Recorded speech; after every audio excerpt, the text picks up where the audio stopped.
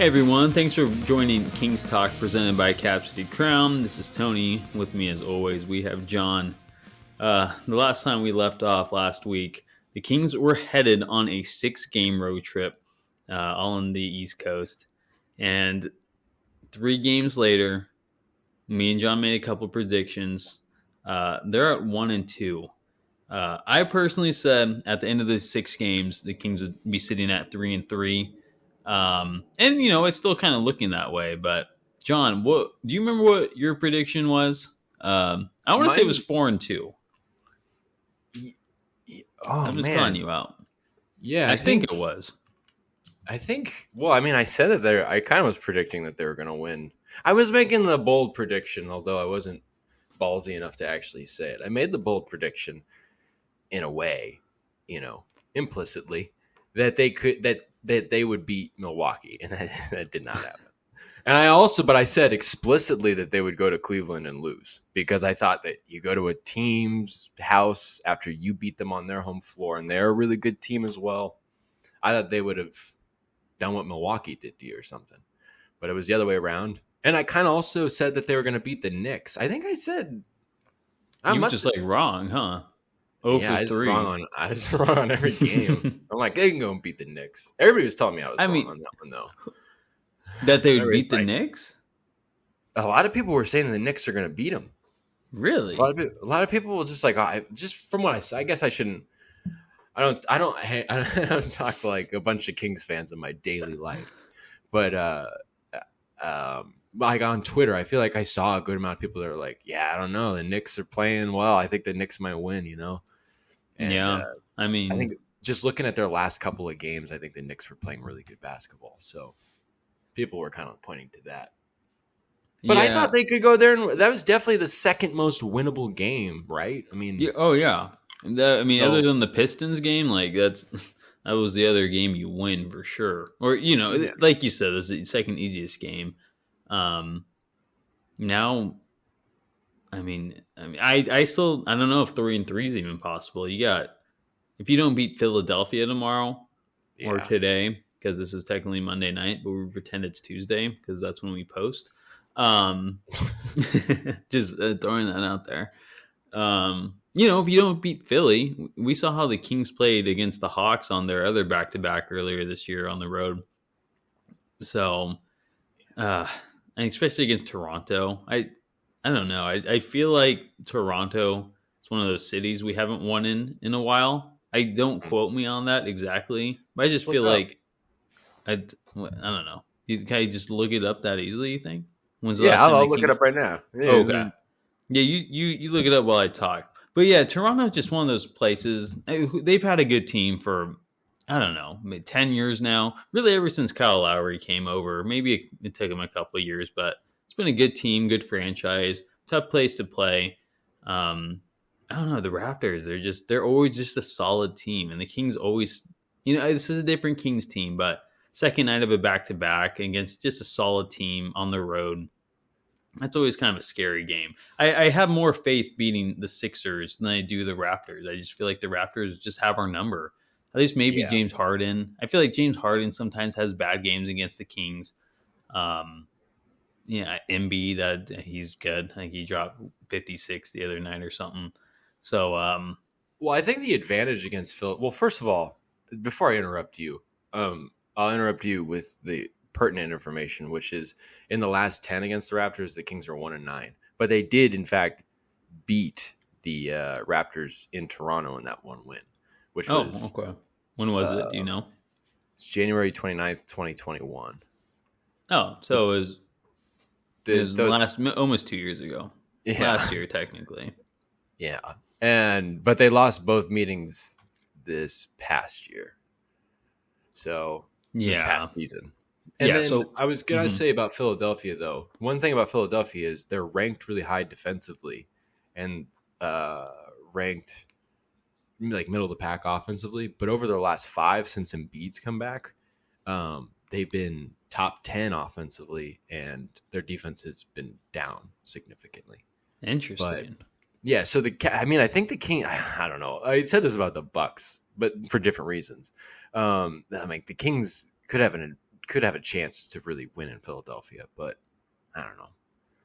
Between those two games, not only is you're playing Toronto on a back-to-back, but like I said, I just feel like you have a better chance beating the Sixers. It's just, I don't know. I like Yeah. those reasons you said for sure. And just if you can lock down Harden, I think Mitchell locked down Harden last year in Brooklyn when he was still on the Nets.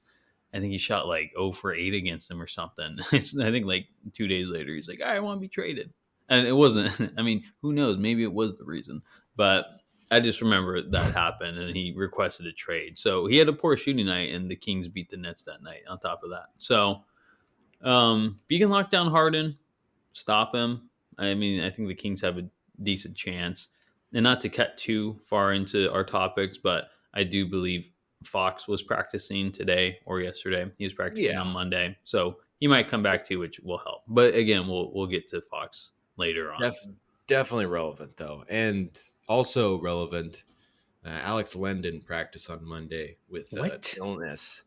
No, I don't know what we're going to do without him. But they're bringing up Keita because he's got the 2-way contract, and he's going to be available. Okay. I think that'll be interesting because you don't want Sabonis to get into foul trouble. You don't want – and also it's like I was looking at it, and it's like, I don't know. You've seen like Metu get neutralized a couple times and the whole bench kind of get neutralized, which is another topic that we'll talk about later. And I feel like against Embiid, and who's their backup center in Philadelphia? Harrell? Is it Harrell? Yeah, I think so. Okay. He's played like over 20 games this year at 11 or 12 minutes a game. I think I looked it up earlier. But, you know, Harrell's got like, 25 pounds on Metu? Who doesn't? Yeah. Who doesn't have 25 pounds on Metu at the center position? Yeah. But I mean, it'll be interesting to see what happens. I don't think that means Keita's going to come in and, you know, get minutes or primary rotational minutes. I think he's just there as an insurance policy, but it'll be interesting to see what they do. Even because Jason Anderson pointed out, you know, it's a good idea. Like, you just want the extra size and just in case there's foul trouble, which does bring up a good point. You don't want to get into foul trouble trying to defend Embiid, especially Sabonis. But just overall in that game, I guess you were talking about Harden. I think, you know, he's the primary facilitator there. He's like they don't really have a point guard right now because Tyrese Maxey is hurt. And Harden's leading the team in assists anyways. So I think, as you're pointing to, because one of the things that a lot of the defenses have done to the Kings over these last 3, particularly in the 2 losses, is that they've limited their ability to facilitate the ball. The Kings are averaging 20 assists on this road trip. So I think in a similar light, I don't know, knowing that, you could being able to shut down that ability, especially when it's just a simple point of attack like James Harden, that might be a primary focus and that could really pay off. So shutting him down in that category would probably be pretty big. But I mean, I really do feel like they could pull out a win here. I think you might be able to get into the paint against this team. They don't defend the paint super well, and they defend the perimeter well, and also on the other end shoot the ball really well from the 3. So, you know, the Kings give up a pretty high clip from 3, but I know that everybody points to advanced statistics that say that the Kings defend shots and contest shots well, and the guys are just hitting shots. I don't know if that still holds up this far into the season, but, you know, I think that the Kings can, you know, be smarter, set up threes in a way, and don't do what they did against the Knicks where they were jacking up a lot of threes early in the game. Let the threes come to them by attacking inside and then also defending the perimeter. And I think that it just feels like the Kings match up pretty decently against Philadelphia. Yeah, I mean, if they want to get to 3-3, they'll have to beat Philadelphia. Watch them beat Philly and Toronto, and then lose to the Pistons to get to that 3-3, or just go 4-2. freaking the way I'm talking, they're going to freaking lose to Philadelphia and then beat Toronto in probably a miraculous game where they're like whipping their ass. And I'm just going to look like an idiot. And they're going to go to Detroit and get blown out. Just kidding. If we lose to Detroit, I mean, that's where it's just like, ooh. I remember a couple of years ago, I think it was Luke Walton's first year. And it's like the Kings were just sucking and the Pistons were sucking. And it's just like, all right, just like beat Toronto. Or sorry, not Toronto, Detroit. And we just like get blown out by Detroit. And it's just like, oh my God. I don't know. I feel like Detroit, just at least playing in Detroit. I mean, of course, on the road's always tough, but we've had a couple bad losses to Detroit in the last couple of years. That one I just mentioned. And the Corey Joseph revenge game after we traded him in 2021 and he just like scored 30 or something on us. It's like, oh. Do you remember that game? No, but I don't know why that just sounds like the best movie ever. The Corey Joseph revenge game. Cade Cunningham's out for the year though. So hey. Well, I mean, yeah. You never want to see that, but no. I guess that works to the Kings' advantage. Yeah, it does. Another, and Murray's playing better. So maybe it'll be a little bit of a better game this time with the Murray-Ivy matchup because Murray didn't do much last time against the Pistons. That was kind of like a big deal, right? So maybe we'll get that maybe more fair of a matchup this time, like more balanced stats this time instead of just watching Ivy go off. And Murray's shooting the ball well in December, and that's something we'll talk about too. But hopefully, he can continue doing it and just kind of, put those haters to doubt. Still, I mean, I think he did with Summer League and everything, but I think I still see a little bit of some Ivy fans out there like we should have taken Ivy. So it'd be nice to see Murray go off against the Pistons for sure. Yeah, definitely. Yeah, I mean. They'll have the benefit of knowing they'll be going home. They'll want the happy flight, as they say in baseball. It'll be interesting. I want to wait to see what happens in these first two, before I get too far ahead on the Detroit one. But I just feel like anyway you cut that one, I'm like, you have to win and you should win. So. Yeah, looking at the last three, I guess, because that's probably the best picture as to how they've been playing lately. Because, despite the fact that they were playing, really good basketball on both ends of the floor leading up to this road trip, it just seems like the offensive flow has not been there.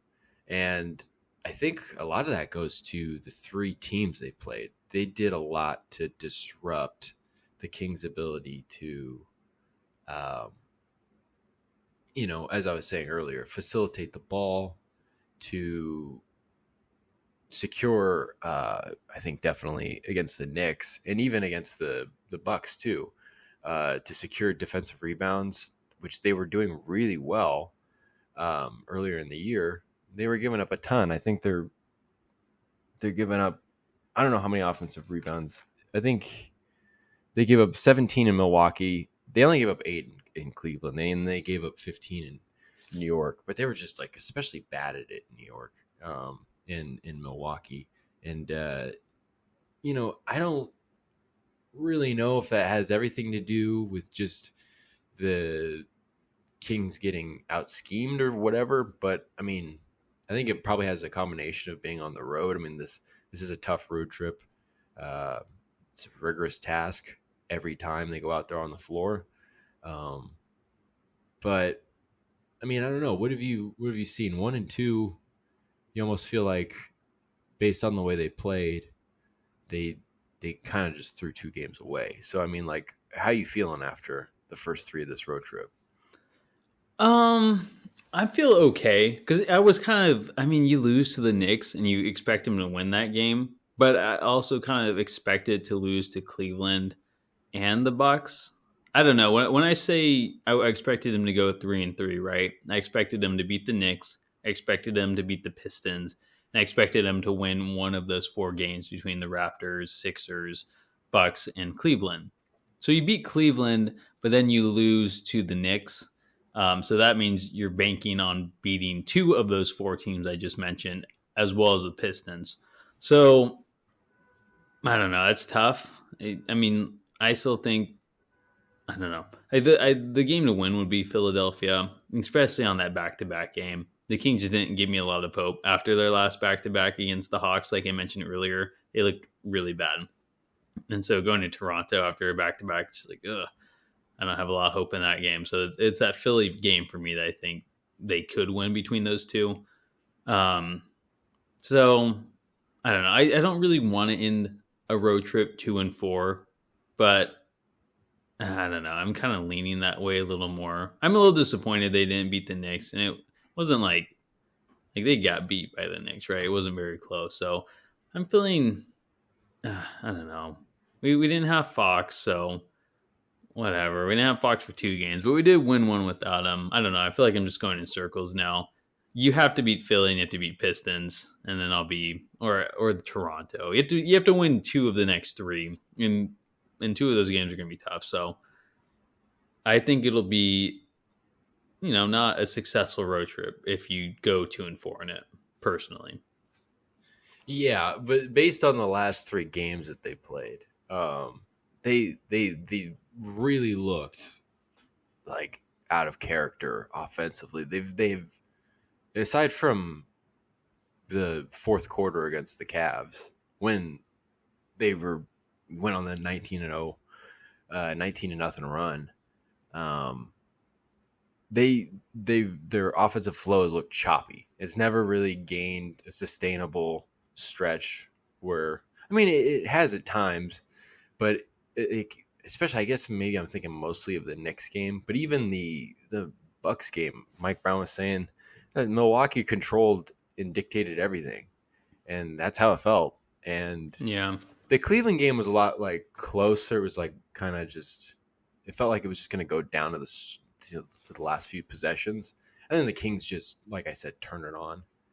But for the most part, the Kings have not looked like a top offense in the league, and I think that their offensive rating it's not even in the top 5 right now. So it's been interesting, kind of just looking at the last 10.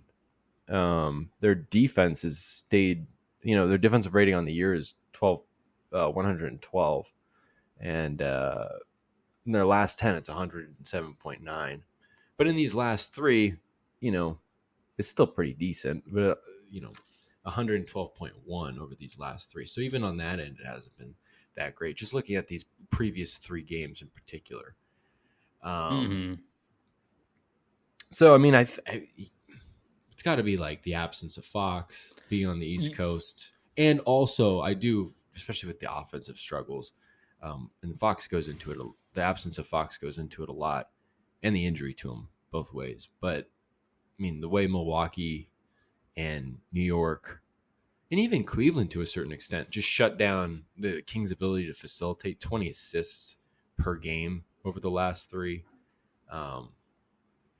That's the Kings win when they, have a high assist percentage, and it was just so low and ridiculous, and tells a whole story of the choppy flow. Yeah, I get what you're saying now. The offense has kind of like the defense has been figuring them out a little. That Bucks game for sure. Like Kings they needed to have an up tempo, fast game against the Milwaukee, who likes to play it slow, and the Milwaukee totally dictated that pace the whole game.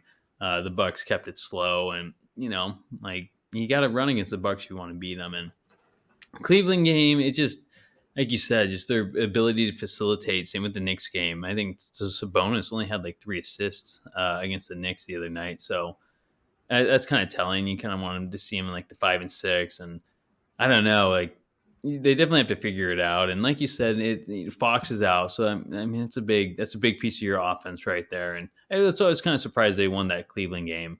But then that East Coast road trip, that's tough too. I don't know. They do need to get the offense is the bread and butter of the team. They're good at they've been improving on defense lately, but if they want to win games, that offense has to be going for sure. And yeah, it just hasn't these last 3 games, and I don't have too like hard analytical evidence or analysis about this, but it it hasn't looked as good as it has throughout the year. So I can see why they dropped last couple of games, and they're just lucky they went on a 19-0 run to in the game against Cleveland, because I thought they were going to lose that game, but I guess they pulled it together when it matters. But they're not going to win a lot of games the way their offense has been playing these last 3 games. Mm-hmm. Yeah, and I keep pointing to the assists and opponent offensive rebounds. I mean, like for the Kings were averaging 28, a little more over 28 assists a game in November. And if you don't get up towards that number, like the Kings were playing good basketball, because that was a huge component of it. So if you're not getting up to that, I mean, I don't know. But that, again, credit to the defense. I mean, of the Knicks and the Bucks, but also it's like not just on this road trip, but Sacramento's allowing 11.4 offensive rebounds over their last 10 and 12.8 in their last 5. And I was watching some of the clips of the offensive rebounds they allowed in Milwaukee and New York, and a few of them, it's just like, so a lot of them are like Sabonis battling with somebody, or a long rebound. It's kind of a 50-50 ball that just maybe that's not going the Kings' way right now. But there are a few times where it's just like there's a mix of different guys just kind of missing out on a box out opportunity.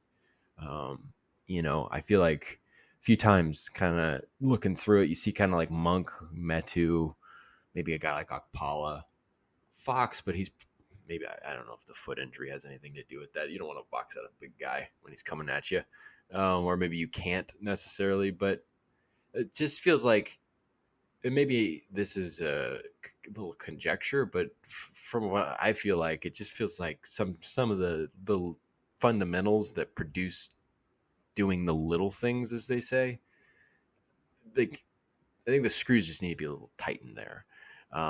And it's probably just loosening a little bit more because of this road trip, but it'll be important for a team that wants to compete, as it were, to kind of bear down and be able to maybe win a game in Philadelphia, but they got to be able to dictate the pace again. I mean, this is another team that, when you look at these last couple of games and even stretch it back, but these last 3 in particular, like this is a team that plays kind of a similar game in a way. So getting away from what they've been doing over these last 3 is really important. And I guess you can just wonder how much Fox will have to do with it. I guess it just depends how healthy Fox is. Mm-hmm. And going back to that offensive rebounding, or just the rebounding in general, about how the Kings have had trouble limiting offensive rebounds, and it's very important to limit second chance points. And it's something that I noticed a lot is, though, it's like those long rebounds that aren't at the rim. I feel like the Kings lose a lot of those rebounds. I think it just maybe the guards or the guys on the perimeter are trying to get out and break out quick, but yeah, it's nothing more frustrating watching one of those long rebounds just go right to like the guy who shot it, or just another guy at the 3-point line. It's like you're letting a guy at the perimeter grab that board. So I don't know, and it could be a pace thing, right? I mean, like the Kings have a high pace. Maybe they're just like, all right, get the rebound and run. But if it's becoming that big of an issue, maybe you just need to keep your guys back and secure the possession. So that's just something I've kind of noticed with the offensive rebounding predicament at the moment. That's true. It's just whether it's just the long rebound off a 3, or like I feel like Hartenstein on the Knicks got a couple of bad outs, and Mitchell Robinson too. And and those it's the same thing. Those just land in the next lap. But it's just like, well, if you secure those rebounds somehow, I don't know. I think you're right, though. It probably has to do with them wanting to push it all the time, which is good. But, if teams are going to adjust on you in that aspect, you kind of make an adjustment in another. It'd be interesting to see what happens in that regard. Luckily, I'm not a coach, so I don't have to figure that out. But, yeah, I don't know. I think it kind of makes you wonder how much more helpful healthy Fox would be and all that, Mm-hmm. because Yeah. even if Fox is in a position to be getting long rebounds, to be in that kind of like mid-range area to get a long rebound, I mean, he gets that, and the team could have 2 or 3 defenders on their way back, and he could beat them all there. Yeah, very. So, and Fox he's a good rebounder too. Yeah, Yeah. he puts himself in a good position to do it, and I feel like that could be a huge answer as to what's going on. But that might be a nice transition to the fact that, because we haven't spoken since last week, Jason Anderson of the Sacramento Bee reported, I don't know, what was it, Friday, that I think. Yeah, that Fox has been dealing with a bruised foot since the Orlando game, which was like 5 weeks ago. 6 weeks Early, ago. I think November 5th or something. The first weekend in November. Yeah. And he's been dealing with that. And also he injured his thumb against Indiana that he re-aggravated against Milwaukee, but that was kind of just mentioned. The foot seemed to be the major thing. Fox said it hurt him, quote, a lot. And yeah, I don't know. It's interesting because Fox had such an interesting. He had some really good games in there, and it makes you wonder because he started to kind of peter out. Hopefully, this is some kind of lesson learned that maybe he should have taken a game off or two earlier to prevent it from getting worse. Because that's kind of what it sounds like to me, and I think it sounds like to a lot of people that this could have been kind of. The full effect of this could have been minimized if he just rested a little bit, right? 100%.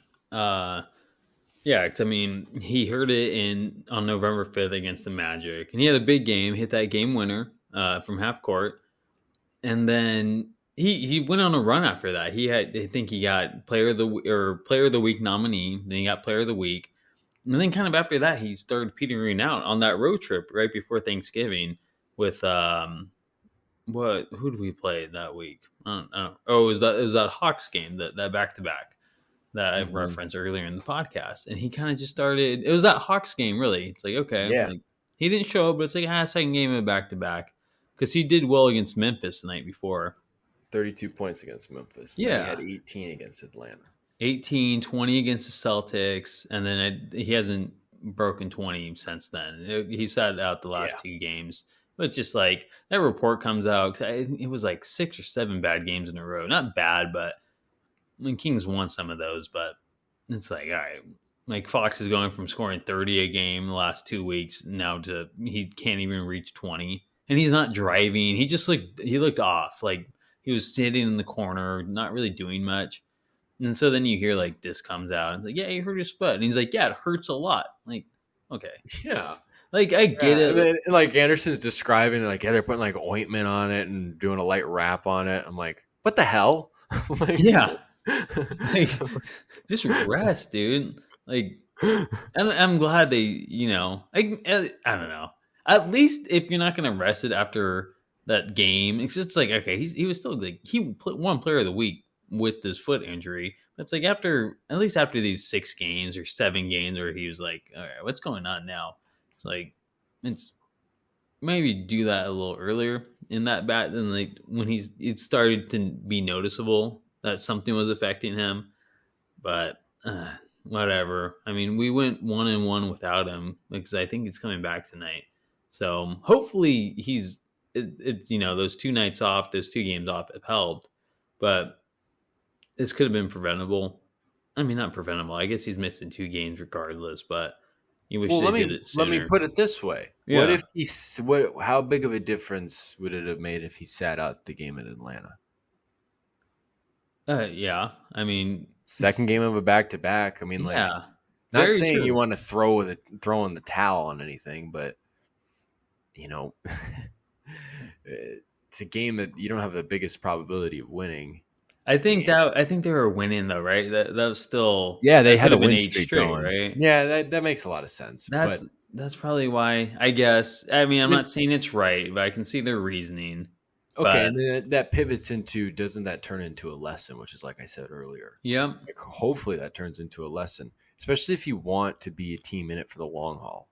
Now I get it. There's still like, you know, they could very like reasonably be battling for positioning, and every game matters. You know, it's not like they're going to be like at the top of the West and they got this deep experienced team and they can rest their stars for as many games as they want. But doing it every once in a while probably wouldn't be a bad idea, especially when like injuries can, like, that stuff nags, and it can, like last year I feel like you didn't see Fox in the whole middle of the year because he's just dealing with stuff. And Mm-hmm. I don't know, like, is there a history of this kind of stuff? I don't Yeah, know. especially Fox too. It's like your foot, like, especially in that Bucks game. He looked so off. I'm like, why isn't this guy driving? And he loses his purpose a little. He couldn't shoot. He couldn't get his shot going because he wasn't respected in the paint. And he had a couple open shots where he just missed. And the foot probably affected that too. So it's just like, all right, why do we let it get to this point? If it's bothering him that bad, he can't do what he's out there to do. Might as well just rest him at this point and have Mitchell start. It's probably Mitchell at his strongest is probably what Fox is at this point, like 65% of him. And he's still playing good D and stuff, but yeah, it just was obvious that dude needed a break. So glad they did it, but you're right. It should be a lesson learned and take care of it sooner. Like that report, just like, all right, like it wasn't like, yeah, like it just hurts. It's like, yeah, it seemed like not like significant, but it sounded like it was nagging him pretty hard. So Yeah. uh, I mean, I don't know exactly what a foot bruise is. yeah, I don't either. That sounds like the Like type of thing where? that if you just don't keep making it worse, if you just give it I don't know. I'm not a medical professional, but it's hard not to look at this and be like, it's, and not say it was avoidable. Yeah, Because it's like we were just saying, it's like, man, he probably would have made a difference. And now I don't want to get like too particular because you made a good point. It's like they were on a win streak. You don't want to rest at that point. He's not going to make a big deal out of it. That's kind of his job, is to go out there and compete regardless of, any nicks or bumps. But it's like, man, not having Fox on the road is just like tough. Like, you're really making it a tough task tougher. And again, I don't want to get like too particular and nitpicky, but it's just like, wouldn't you also kind of rather have him rest at home, kind of with the home crowd behind you? mm-hmm. Good I point. don't know. I don't know. No, I think you're right. They put it off way too long.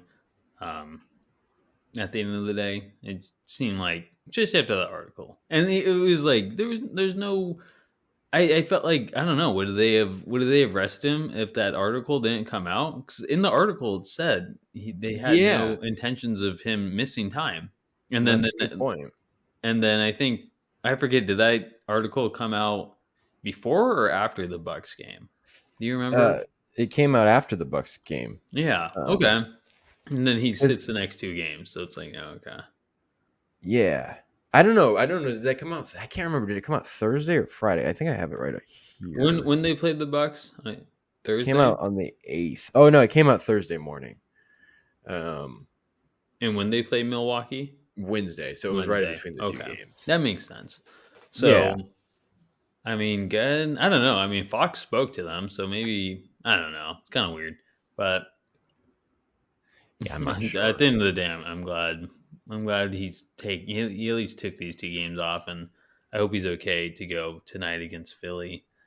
And I hope I hope he took the necessary time off because we're gonna need this dude all year.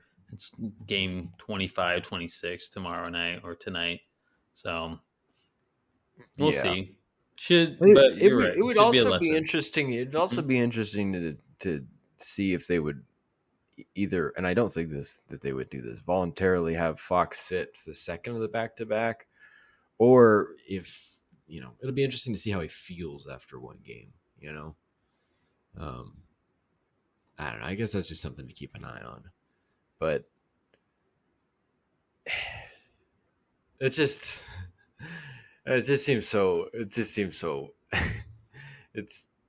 like it's really counterintuitive, and like I said, just making a tough thing tougher on this road trip. But here we are. We'll see what happens against Philadelphia. That'll be the big test, I guess. Mm-hmm. Mm-hmm. See if he plays. I mean, I'm assuming he's going to play if he's practicing. So we'll need him. We'll need him against Philly and Toronto, but we're going to need 100% Fox. So I don't know. I mean, I have nothing else to say on it other than just have to wait and see. Yeah.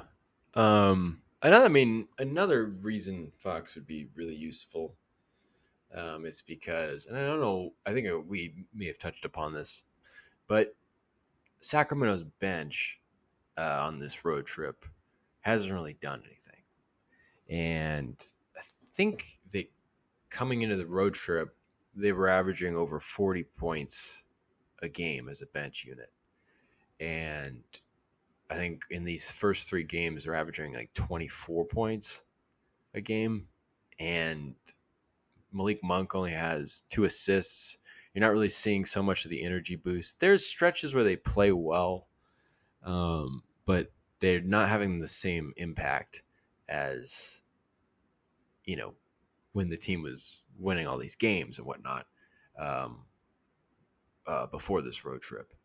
And it's just, I think Monk in particular, because we were talking a week or 2 ago, I think just last week, that, especially when Sabonis goes off the floor, but even when Fox goes off the floor, just Monk is one of the best players on the team because he helps keep things afloat and he helps keeps the engine running.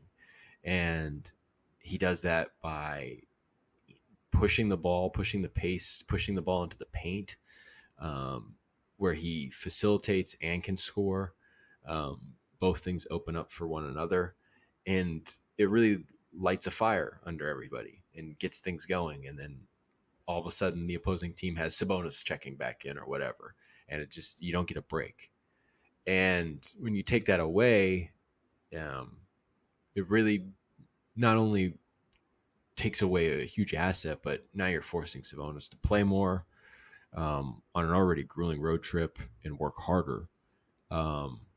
And, we're talking about 2 out of these 3 previous games in particular where they're not exactly looking like themselves. That's another big reason why.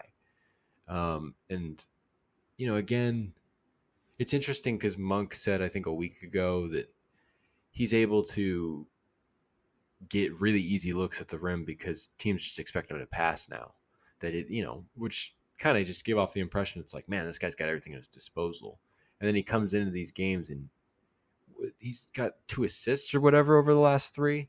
And I don't know. It just seems like the team's really adjusted to Malik Monk. And he was a big part of why this team was playing so well. And he'll be a big part of why they start playing well again, presumably. So when he's not playing up to that level, you see the drop off. And I don't know. What have you agree with that, right? Yeah, I mean, of course. He's the 3rd best player on the team without Fox. He's the 2nd best player. And dude, I don't know. Of course, we're going to be hurting when Monk, one of your top 3 guys isn't going, especially with your 2nd best player out. So that's been detrimental, really, especially against the Knicks. And he just kind of looked off. I just the dude's. I mean, yeah, all credit to defense, but Malik, dude's a microwave. That's what I like to call him. Like he heats up, but you got to heat up first, right? And he just hasn't got there yet, or over the last couple of games. So I don't know. Maybe he seems like the type of player where it's like, all right, like you might go cold, he might go real cold. So that's what we're seeing right now. Because I don't know, he's been playing so well, hitting his shots and everything. It seems like he's making like or dishing out 5 assists a game. Um, so I don't know. It's just those streaky players, right? Those field players, and it doesn't help you're on the road, but I mean, it hurts a lot. So especially without Fox out, like you need someone to step up. It's Monk, or at least be play at the level he was playing at. It seemed like over the last week or two. So with his absence on the offense, really, it's just it makes sense why we've lost, or at least we lost against the Knicks, and he Yeah. didn't play too well against the Bucks either, or the Yeah, well, Cavs. he was good in the first half against the Bucks, and then Yeah. he was just non-existent in the second. Mm-hmm. But it's also not just what he does to keep the team afloat, but just also unlock the rest of the bench unit, especially like a guy like Chimezi Metu. Like all the production that you see out of Metu, you could not all of it, but a good amount of like when Metu gets alley oops, it's usually coming from like Malik Monk, and Monk's ability to kind of keep the pace going allows Metu his rim running opportunities, which also open up opportunities for dunks. So when Monk's not doing a lot of those things or isn't able to do a lot of those things, like Metu he had 0 field goal attempts against the Knicks. Like Sabonis played like 39 minutes, so like they were trying to get Sabonis back out there as soon as possible. I think Metu only played 9 minutes, like most of the bench guys, but it affects that as well. But also like Terrence Davis was out for a while with a back injury, and he returned to play in New York. First game back, 0-3 from deep, not really doing anything. Akpala, like speaking about those offensive rebounds, like I noticed he kind of wasn't up to speed on a lot of the boxing out. He did a pretty poor job of that on a few instances. He only played a few minutes. Who else there? And Trey Lyles. He actually played pretty well, but he missed all that. He missed that considerable, I guess, chunk of time with the illness. And it just kind of feels like they're just working him back and kind of keeping him matchups. But he played pretty decently in about 8 or 9 minutes against the Knicks. So it'll be interesting to see if he can kind of, I think he hit a 3 that was kind of big. It felt like it kind of got things going again. And then I think he ended either the first half or the third quarter with I think it was the third. He ended the third quarter with a and one finish at the rim. I think after an offensive rebound. And so like expect him to see him maybe on the floor more. Maybe he'll kind of help out the bench unit a little bit, maybe kind of working in some fresher legs maybe. But you see all these issues, and it kind of, you look up at the top and it's Malik Monk at the top of this pyramid essentially. And when he's shut down, there's nothing falls to the rest of everybody else. So it's kind of rough. It'll be important for him to kind of work past it, I guess, or I don't know. Philadelphia is probably going to be presenting the same challenges as the last couple of games. So I don't know, but that bench unit is huge, and Monk is one of the most important players on this team. Yeah, and you can see it in the drop off. Yeah, that bench. I mean, you said it. The bench is so important to this team's success. I mean, that's why they've been doing so well. They're an important piece of this team, and he's the catalyst of that bench. And he's not going. It's we see it. The bench can't get it going either. So we'll see. We'll see how he is tonight. Hopefully, he can get back on track. And maybe with Fox back into it can help. But yeah, he's had it rough, and he's paying, and so is the bench, and so are we, so is the team. But yeah, Yeah. I feel like I left out a big thing on the these previous three. Another thing that happened. Now, granted, they won in Cleveland, but over the last two games, the Kings have shot really poorly from the free throw line, particularly Sabonis and Barnes. But the boogeyman is at the free throw line, and it's scaring the heck out of the Sacramento Kings. I think they shot under 70% both games. I think it was like 63% against the Cavs and 65% against the Knicks. And I think the Kings lost by 13 to the Knicks. It was a close game, but they left 12 at the line. And I know that doesn't even if they make all 12 of those, they still lose. I get it. But like, how different does the game go if they're hitting those, if they're a little closer into it? I mean, like, there's something defeating about every time the Kings would kind of go on a run, they wouldn't really go on a run. And you just keep looking up at the score, and it was like 12 or 14 or 16-point lead for the Knicks, like the whole game. And I feel like the free throws kind of played into that aspect. And I don't know, I just kind of, since we're in the habit here today of picking out some negatives here, this they got to nip this one quick. They cannot be not making free throws, because I mean, I believe this team will be able to bounce back, but they're continuing on the road, which is tough to kind of recalibrate and reset. But I mean, like, you saw what happened when they played the Clippers in the second game of the year. They lost that game because they missed all those free throws. They shot 57% from the charity stripe that night, and they lost the game because of that. Like, if they hit just a few more of those, because I think they lost by 2 or 3 points to the Clippers that day. mm-hmm. And you that very well could have been made up for by the free throw line. And we're talking about them being able to match up pretty well against the 76ers. You're playing in Philadelphia, or you're going to Toronto on a back-to-back, or you got to finish off a road trip in Detroit. Like, you got to be able to hit those free throws, because you don't want these games that could potentially be closer than you'd like them to be, or especially in the case of the first two, probably, if you're going to have any chance, be pretty close.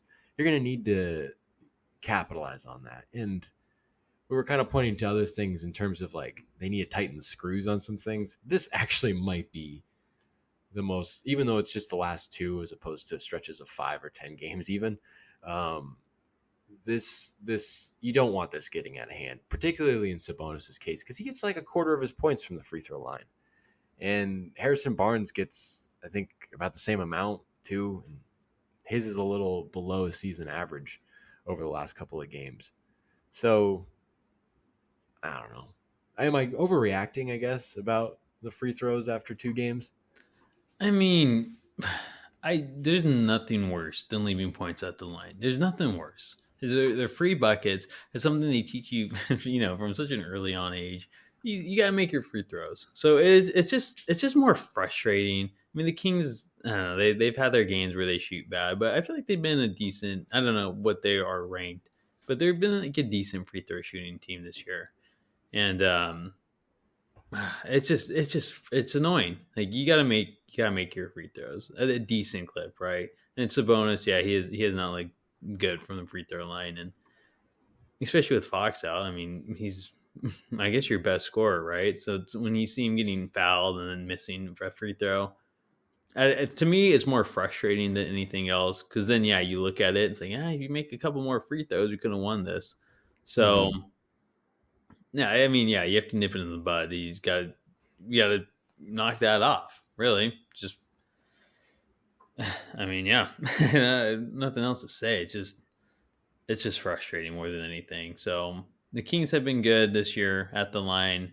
Maybe it's just outlier a couple of games, and they'll get back on track. Hopefully, and I think they will. Sabonis, they did after that Clippers game. Sabonis was shooting like just under 80%, or like over 80%, something around 80% in like the 21 games after that Clippers game.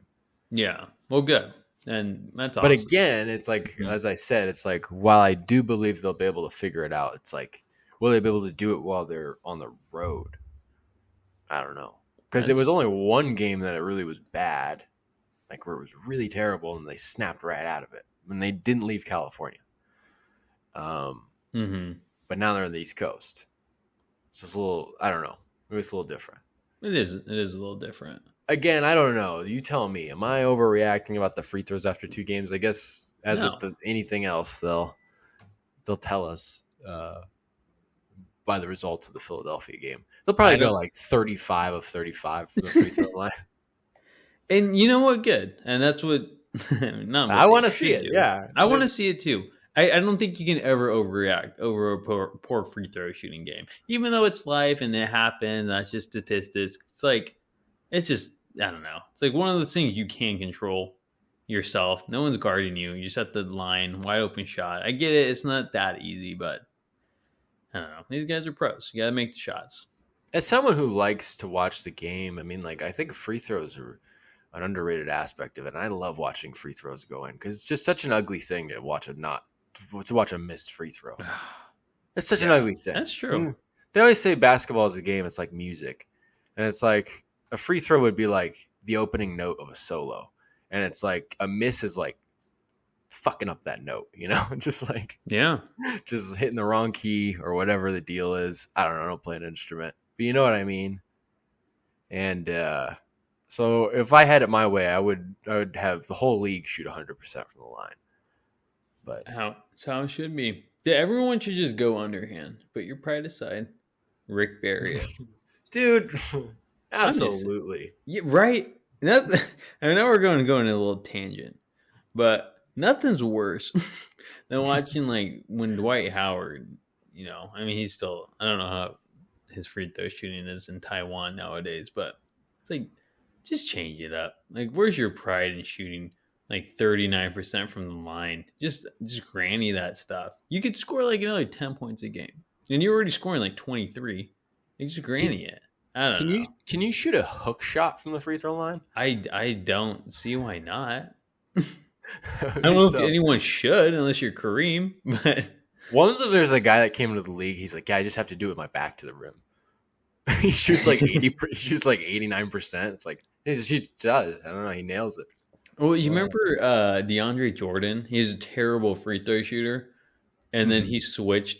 He switched hands. I think he's left-handed, so he switched to shooting free throws right-handed, and he became like an 83% free throw shooter.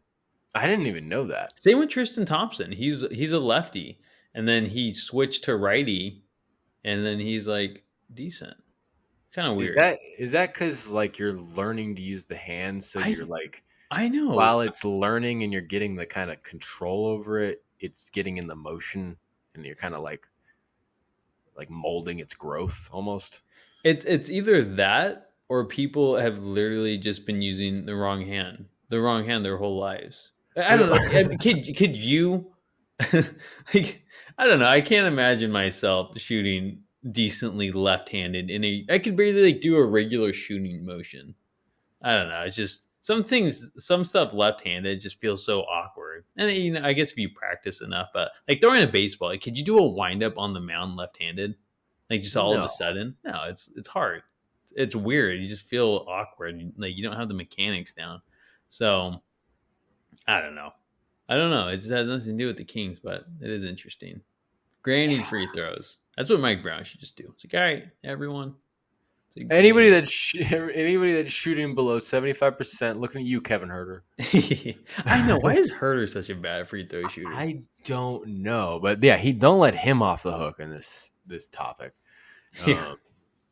It's been a little rough for him, but yeah, I don't know. I'm sure he would really have 100% of an answer. He's just not falling in. I don't know, but yeah, free throws. Don't let them get out of hand, No. especially Sabonis and Barnes. Yeah. Not the guys who get to the line the most, right? You got to make them. Yeah, So and what difference does it make? Like if you're making the right decision to get to the line, but you can't capitalize on it. yeah, no, True. I don't think you're overreacting. You asked me that. I don't think it's an overreaction. I think you're right. I think Mike Brown's got to just practice full of free throws. That's it. Yeah. Taking 1,000 each. Yeah. Freaking threaten to take that beam away. No. Defensive player of the year chain or player of the game chain. Defensive player of the game. I feel like now that Sabonis got that, he was the first player to get administered that chain. All the Redditors that just crap on our articles that talk about Domas's defense can just eat it. I do, for real. Everyone should go back and read that article because John was right. He said it. You guys didn't want to believe it because he's not blocking 3 shots a game or he fouls a lot. All right. Well, DPOG. That's right. That was so random. I was just trying to watch the post game press conference, and I clicked on the first video thinking that's what it was, and I'm just like, "What the hell is this?" It's a freaking blinged out chain. But yeah, moving on. I guess since we've been kind of looking at the less savoring things about the first 3 games of this trip. I guess a good thing about these first 3 games of the road trip is that Keegan Murray has kind of been playing like he did at the beginning of the season. Yeah, Murray's since December started, he's looked good. 17 points a game, 54 from the field, 52 from 3. I mean, it's only been 5 games, but he looks so bad in November. And it's nice to see him succeeding on the road as well because I feel like he played extra bad on the road during November. So, I mean, he's our starting 4, and it definitely hurt when he wasn't hitting the threes when he needed to, or just hitting them at all. So it's definitely a nice thing to see with Murray kind of getting back on track. It did hurt a little, and he plays good D, and he always has, or not always has, but he was playing it in November still, but it was that offense that was kind of like, okay, let's get that shot back, and seems to be cutting a little more aggressively and just playing better on the offensive end. So it's kind of all coming together again. He's a rookie, I'll give him some slack for November, but I don't know. I hold this guy up, a little above other rookies, just from what we've seen so far in his short NBA career. So I expect a little more out of him than what he did in November. So it's nice to see him back on kind of where I think he should be as a player. Yeah. But like you're saying, I mean, he was always good on the glass. He was always making his strides defensively, getting better. But that 3-point shot unlocks a lot of ability for him to find comfort on the offensive end in the NBA. And you're seeing him kind of, I mean, he never lost his confidence or anything like that. I never expect him to.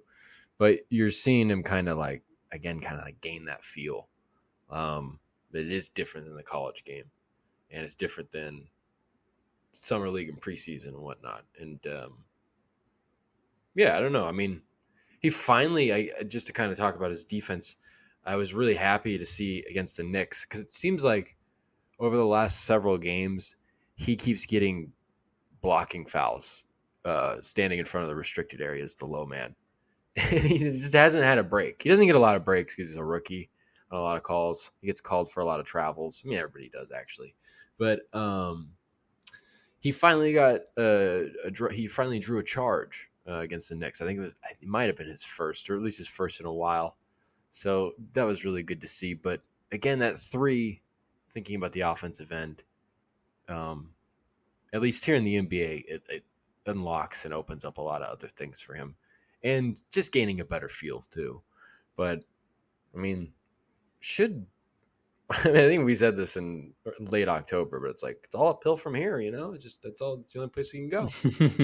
But I mean, a rookie season is going to have its up and downs, and I don't know. It's interesting though. We saw it down. We sure don't want to see it be like a month by month thing. But it is interesting that with the flip of a calendar, kind of figured it out. Like almost like in baseball, when it's just like a guy's slumping, just sees a new month, new calendar, new thing on the calendar, and he just starts hitting 280 again. But Yeah. I think also it has a huge deal probably to do with the closing minutes of that Clippers game, where he kind of found a little bit of a rhythm with his shot. Because I think getting that shot off in game time, having the opportunity to do it with the pressure off, like you're playing mop up time, and in a victory. So I don't know. I feel like that you got to give that moment a lot of credit for helping him kind of regain it. Because he shot 2 for 9 against the Pacers at home. And everybody will point to, well, he shoots better at home. But he comes back from that, and he's had these last 5 games. So, yeah, it's been great. And I think it's interesting because over the last 10 games, a lot of guys' three-point percentage is down. Like, I think over his last 10, Herter's shooting below 30%. Monk shooting 31, 32% in his last 10. Dang. Barnes is shooting 36. Like Davion and Terrence Davis are both shooting under 30%. Trey Lyles is shooting 33%. Fox is 34 in the 8 games he's played over the last 10. And then you got like Metu and Okpala. It's not like we were expecting them to be sharpshooters, but like Keegan's the only one that's above 37% at 37.9 over the last 10. And I'm sure that if I looked at the last 5 numbers, it would be a lot better, but I think all the last 10 sound a little better. Yeah. So I think the whole team's 3-point percentage is down over the last 10. They're shooting 33%. And I think he's kind of been the lone bright spot lately from that range. Yeah. And honestly, you said a name that we don't talk enough about, but Kevin Herter is like terrible from 3 as of late. Like he's kind of had a lot of up and down games, right? Yeah, fair enough. But like, dude, I think he went 0 for 10, like maybe a couple of games ago. Maybe not a couple, maybe it was like 4 or 5 now. But he's kind of just. He just started off so hot. 27% this month, but I mean, he had like he went 1 of 3 against the Clippers. It's like, okay, that's not terrible, but he went 1 of 11 against the Bulls, which I think you're talking about. Yeah, okay, maybe that was 3 of 6 against Milwaukee, and then 3 of 7 against Cleveland. But then he went 2 of 9 against New York. Yeah, nobody was shooting the 3 in New York. It was weird. No. Murray, kind of weird. He started off the year so hot. So he's coming back down to earth a little, but yeah, I mean, maybe not this hard back to earth. Like, I don't know, 27% from Herter. The guy was shooting like 54 through like 10 games. But oh well, so that's a shooter. Shooter's gonna shoot. Ebb and flow. Yep. But yeah, Keegan Murray, killing it lately. Keegan killing it. Keegan, man, just in time for Christmas. Just in time for Christmas. Don't forget to pick up your Murray Christmas holiday sweaters. We partnered up with Keegan. If you haven't heard yet, holiday sweater, capcitycrown.store. Pick it up. It's fun. That's my ad for it. John, do you have anything to add to my ad? Yeah, I'm not really an advertising expert, but I think you did well. Oh, thank you. I need to like create those ones where it's like the announcer. It's like a little one-off during a free throw. It's like check in at Cash Creek. Yeah. I need to get better at doing that. We're still newer to the podcasting game, so maybe I don't know. It's like we've been doing this. We've been doing this for less than a year. Less than a year. Trade deadline.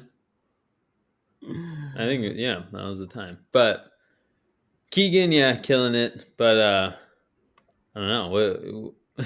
We got. What's the next topic? Do we have more topics? Then we have one more topic, and it's actually kind of a big one. Okay, or a considerable one. All right. It probably will end up being nothing. You can quote me on that. What is it? Big or nothing? I don't know. I don't know yet. But let's talk about it. Okay. What? I think I'm saying this guy's name right. Eric Pincus of Who? Eric Pincus, I think is his name. I don't know. It's a C, not a K Oh, in there. So it's like I don't know if it, but I don't think it'd it be would be like. Pincus. Yeah, I don't know. I don't know if it would be Pincus. Okay, Pincus though. I think it I'm is. gonna go with Pincus. Okay.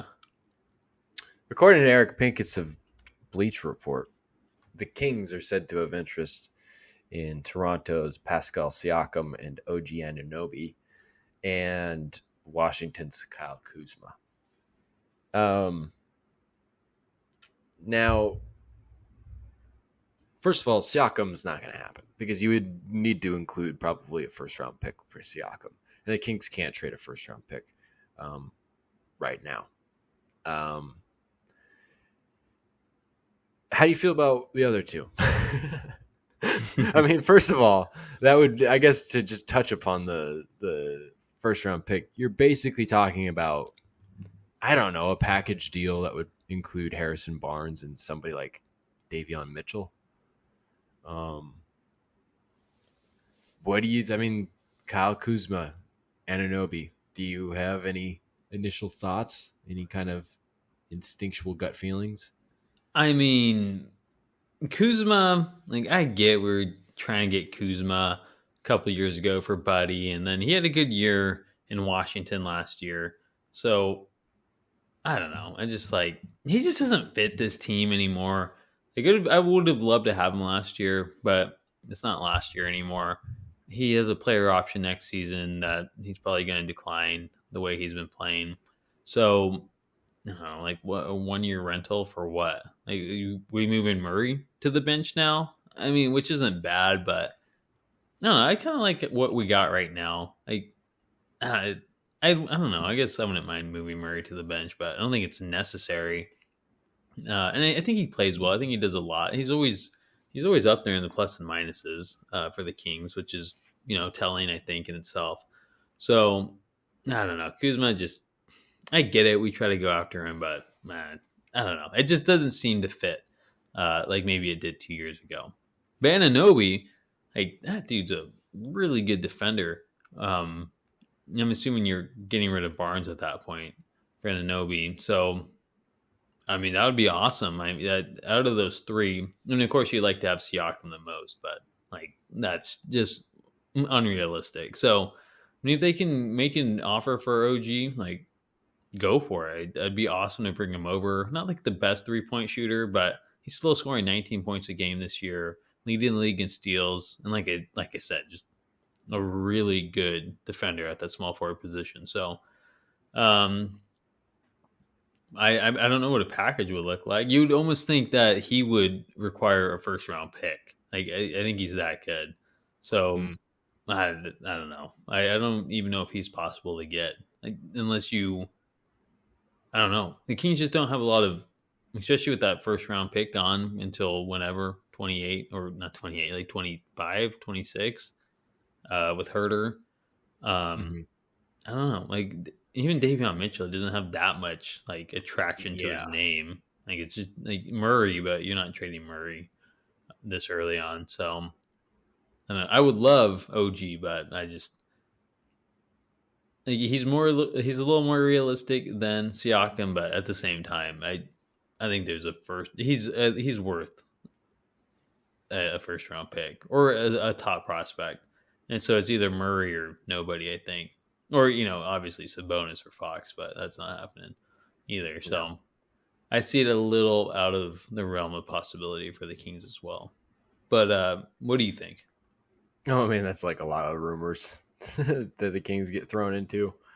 Like, I think in Kuzma's case, it just doesn't make sense. And I think that the only reason Pincus said it was because, and I think he noted it, was because of the trade from a couple of years ago. That were from oh god, that wasn't that long ago. Before LA traded Kuzma to Washington. That was kind of the only connection he kind of made. I agree with you that it just wouldn't make sense otherwise. For the Kings, it just doesn't seem like like again with the idea that he's going to be not necessarily retained. That's the one issue with Barnes, or the main issue with Barnes. So like, why would you be doing that? Basically, swapping guys for a guy that's maybe a little more effective. But like you said, I don't know necessarily fits as well into and integrates with what this team's trying to do. And Anunoby would actually be kind of perfect. But again, it's not really feasible. I mean, he's a better defender and a better rebounder and younger than Barnes. That'd be great. But I don't know. Like, if Davion Mitchell was scoring 12, 13 points off the bench and hitting a bunch of threes, or hitting the majority of his threes, and was really looking like he was hitting his max potential earlier than ever, maybe. But I don't know. I think if you punch it into the ESPN trade thing, it'll actually tell you that this trade makes the Raptors like worse, and it makes the Kings a lot better. And so it's just like, I mean, if the kind of automated generated thing on the computer is kind of confirming my suspicions, I just don't buy much into that. And the Kings are thrown into this with a bunch of other teams, you know. Mm-hmm. And another point I would bring up is, just a couple of weeks ago, there was the report that the Kings were just going to move forward with Harrison Barnes, focusing on the chemistry. And we were kind of talking about that. It's like, oh, okay, they just kind of admitting they can't do anything else. Like, they kind of have to stick with that. They might as well. Which we thought also would kind of maybe that kind of sets up the opportunity for a contract extension, which is not, you can't sniff that out anywhere right now. But I just don't see a trade really happening at this point, just because for all the reasons you laid out, I just don't know if it's possible for that kind of a pull. I still think that the Kings might make a move of some sort closer to the deadline. But I don't know. I don't know if it's going to be something like that. A trade I do see out there, I guess I haven't really talked to you about it, but or maybe we did talk about it, but maybe we did. It was like Robert Covington for Rashawn Holmes. We discussed that yet? Yeah. Mm-hmm. It would make sense. Holmes isn't playing much on the Kings. Covington's not playing much on the Clippers. I don't know how badly the Clippers need a backup center. I mean, the Kings need a backup small forward, and Covington. Yeah, I mean, Covington's good, a good defender, kind of a 3-and-D guy. So it'd be interesting. I'd be down for that, but I don't know. I think the Kings will make a trade too. That's one that I've seen around early on this year, and it makes the most sense as well. At least on our end, I don't know how much sense it makes on the Clippers end yet, but I agree. I think they will make a move. They're kind of just, they're a playoff team now. Like, that's what playoff team. They're not a playoff team, but they're the 5th seed right now. And if they keep that up, those kind of teams, they make moves to get better late in the season. So it's December. We're still a little ways from the trade deadline, but it's not that far away, a couple months. So, Monte's thinking, and we're already getting linked to trade rumors, even if it's, ones that we probably won't make anyways. Yeah. It's still kind of fun to think about, but I don't know. I would get used to this Kings team as it is for the most part, at least for now. Yeah, I think so too. But do you have anything else to add? No, I'm anxiously awaiting to see what happens in Philadelphia. Yeah, and then, by the time we talk next time, the 6-game road trip will be over. Let's see if John's right with this 4-2. They can win these next 3. Did I really say 4-2? Dude, I think you said 4-2 because I was like 3. I felt like I was being like optimistic 3-3, and you just like went above and beyond. You're like 4-2. Like, they're beating the Bucks tonight. I'm like, all right, and you're like, they're gonna establish. Like, I trusted you. But I got a little hurt when they lost to the Bucks. You should have stopped doing that a long time ago. But I don't know, man. I'm gonna have to run back the tape. We'll have to See run what's it going back. on. I think I remember I said 3-3. I remember, and I Well, think you one up me. I think you said 4-2. Yeah, wow. Well, as it stands now in the Chronicles of History, I said 4-2. I guess. yeah, yeah. I'm just gonna delete the other podcast. So, Oh, I don't know what happened to it. oh, it's gone. How? But, I guess I'm right. There's no evidence against it except the files on my computer. But those got deleted too. I did my laptop fell off the roof of my house. Yeah. Yeah, that's what happened. Yeah. Yeah. But we'll see what happens. Tough back to back starting tonight, and then their easiest game on Friday against the Pistons. I mean, and not only is it a back to back, it's a 3 games 3 games in 4 nights, which isn't easy.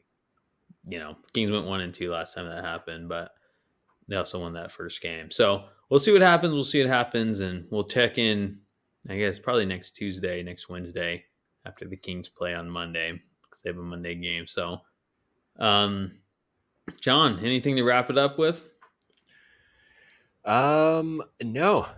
We'll see what happens. Like you said, the road trip will be over. Well, I guess we'll be talking to them even after they play Charlotte back at home. On Monday, right? That's right. Yeah. Yep. So we'll talk to you after the road trip in Charlotte. Hopefully, Kings. Watch what'll happen. The Kings will lose these next 3. Be a bunch of juicy stuff to talk about, and then they'll just kick ass at home. And I know, right? What is there to talk about now? Yeah, exactly. Screwing up our job. But all right. Well, that's it. I want to thank you all, as always, for tuning in. And until next time, have a good one.